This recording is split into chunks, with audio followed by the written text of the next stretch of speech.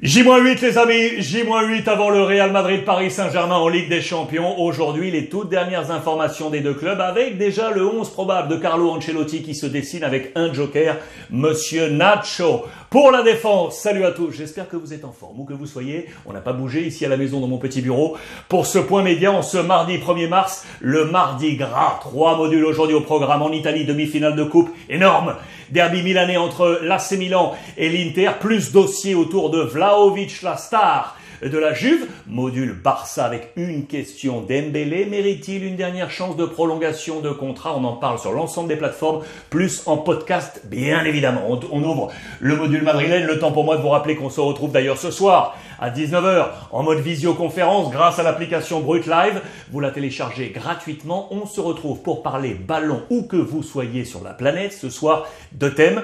Marcelo Bielsa, l'entraîneur de Leeds, limogé, l'ancien de l'OM. On va faire un bilan de son parcours européen. Et donc, la question autour d'Ousmane Dembélé, selon vous, mérite-t-il, oui ou non, une prolongation au FC Barcelone? L'information Real Madrid est donc là. 11 probable de Carlo Ancelotti à 8 jours du gros rendez-vous de Ligue des Champions. Dans les colonnes du quotidien espagnol AS, Nacho es el comodín. Comodín, c'est le joker qu'on sort de la manche. Lui qu'on utilise énormément cette saison du côté de Carlo Ancelotti. Lui qui a été formé au club, 16 matchs déjà cette saison, 1562 minutes, ce qui représente 45% du temps possible. Ça, c'est intéressant. Ça montre qu'on l'utilise aujourd'hui, Nacho. Il y a des raisons diverses, Covid, blessures et autres. Lui était présent. Il a été utilisé dans les 1, 2, 3, 4 positions. 4 positions. Voilà pourquoi on l'appelle le comodín. En l'absence de Ferland Mendy, je vous le rappelle, en l'absence de Casemiro,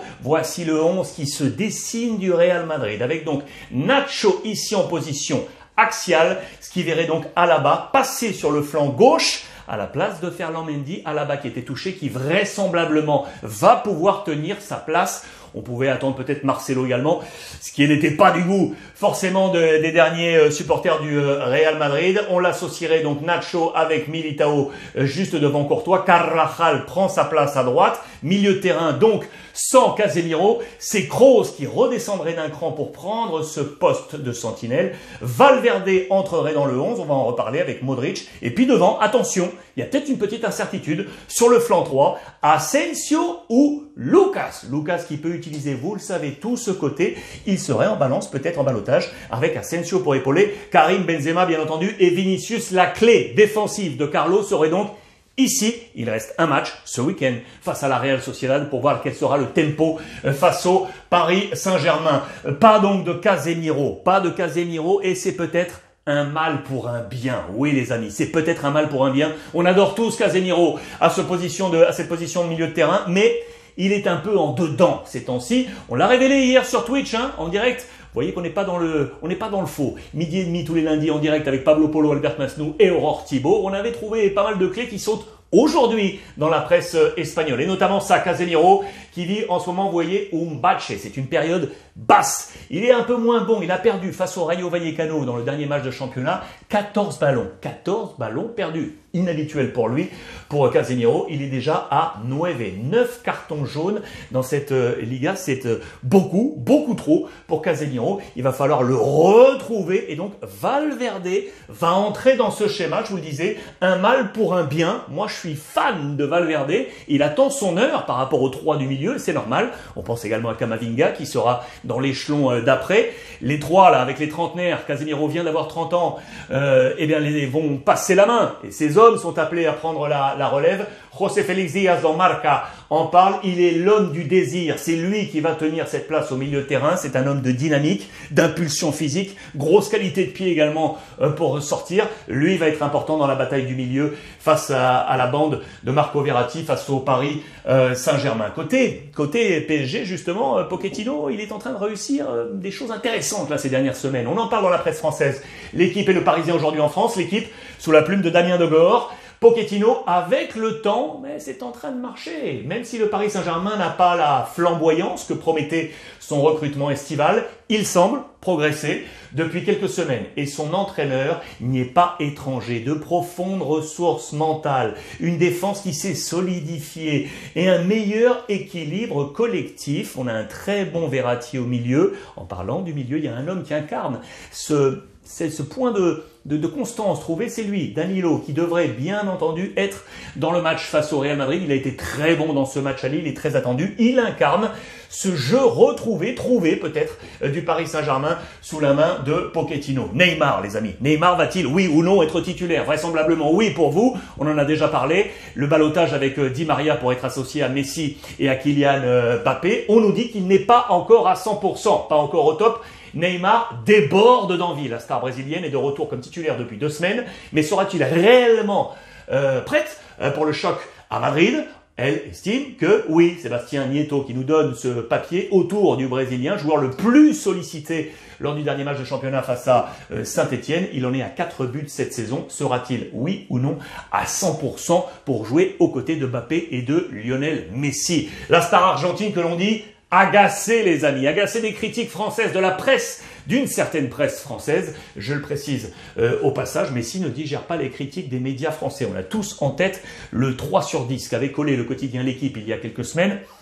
Mon avis, moi, que je trouvais vraiment trop difficile. C'est mon avis sur Lionel Messi. Son match contre le Real a divisé les observateurs. Des parties aujourd'hui plus solides. À voir comment va évoluer Lionel Messi. Il reste 8 jours. 8 jours jusqu'à ce match face au Real Madrid. De son côté, Kylian Mbappé, bien entendu, vit de la pression. C'est son nouveau quotidien, on le sait, depuis de nombreux mois maintenant. Dans les colonnes de Marca, Pablo Polo, notre correspondant madrilène, tous les lundis sur Twitch. Maxima pression para Mbappé, la maximum de pression sur lui, bien entendu, avec les joueurs, l'entourage, les supporters, la présidence, l'organigramme, le monde politique. Toute la France veut que Kylian Mbappé reste au Paris Saint-Germain. On l'attend de pied ferme à Madrid.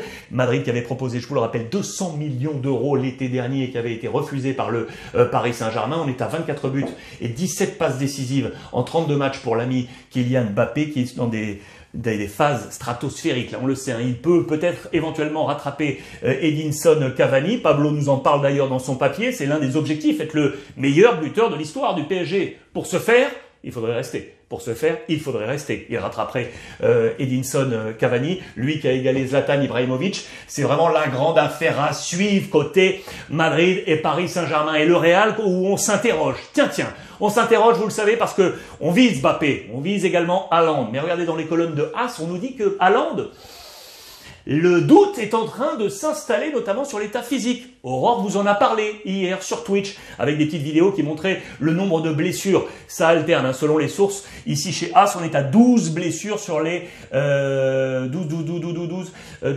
une année et demie. 12 et 6, voilà, 18, je cherchais. 18 mois, 12 blessures sur les derniers 18 mois pour l'ami Haaland. 87 jours d'absence du côté du Borussia. On demande de la patience avec lui, mais c'est un doute qui plane maintenant du côté du Real Madrid. D'ailleurs, on s'interroge parce que vous le savez, on a des hommes qui ont vécu ça. On pense à Eden Hazard, on pense à Gareth Bale. Ces deux forces qui étaient arrivées et qui, blessés, ont manqué souvent à l'appel du Real Madrid. Du coup, on ne veut pas revivre le même type de situation. Et du coup, le Barça, qui vise également Haaland, se dit tiens, on va pouvoir peut-être aller le pêcher. On le cherche, vous le savez, son père était du côté de Barcelone il y a peu, Alf-Inge Haaland, qui le sert également d'agent. Il est là pour le conseiller autour de lui, autour de sa sphère avec Mino Raiola. Et Laporta qui pourrait lui offrir le drapeau du prochain Barça, être le point d'ancrage du nouveau projet Barça. C'est à voir parce que vu ce qui est en train de se passer du côté de Barcelone avec les forces nées au FC Barcelone, c'est une affaire à suivre. Ça, c'était dans les colonnes de As aujourd'hui. Le Real Madrid qui est en train de construire. Si on va lâcher des millions pour Haaland, si on veut aller chercher Mbappé, bien évidemment, pour le reste, on ne va pas trop bouger. On va utiliser les joueurs qu'on a prêtés, les joueurs qui sont aujourd'hui dans l'antichambre, notamment lui, là, le petit Kubo, le petit japonais Kubo. Son envie, c'est d'être dans l'équipe pour 2022-2023. Il a été prêté à de nombreuses reprises. La première fois, c'était à Majorque. Ça s'était bien passé d'ailleurs. Puis 2 prêts successifs un peu moins bons, Villarreal et Getafe. Du coup, il est retourné à Majorque cette année. Il attend de pied ferme la fin de saison et notamment ce qui va se passer autour de Vinicius. Non pas son départ, mais les papiers espagnols peut-être pour Vinicius. Il y a déjà trois extra-communautaires du côté du Real Madrid avec Vinicius, Rodrigo et Militao. Il faut une place pour entrer Kubo le japonais. Peut-être que les papiers espagnols de Vinicius permettraient à Kubo de voir une porte s'ouvrir un peu plus largement. Affaire à suivre pour le petit Kubo. Et puis je terminerai avec cette petite bataille là. Vous savez qu'en Espagne on adore dès qu'il y a une pépite qui sort d'un club hors Real et Barça dire que les deux géants se battent pour lui. Voici la dernière en Espagne, c'est lui le petit Pablo Torre. C'est un media punta, donc milieu de terrain axial avancé, secteur offensif. Il est juvenil, il a 18 ans, il joue avec l'équipe internationale espagnole des Sub-19. Il est au Racing Santander. Les verts et blancs qui sont là.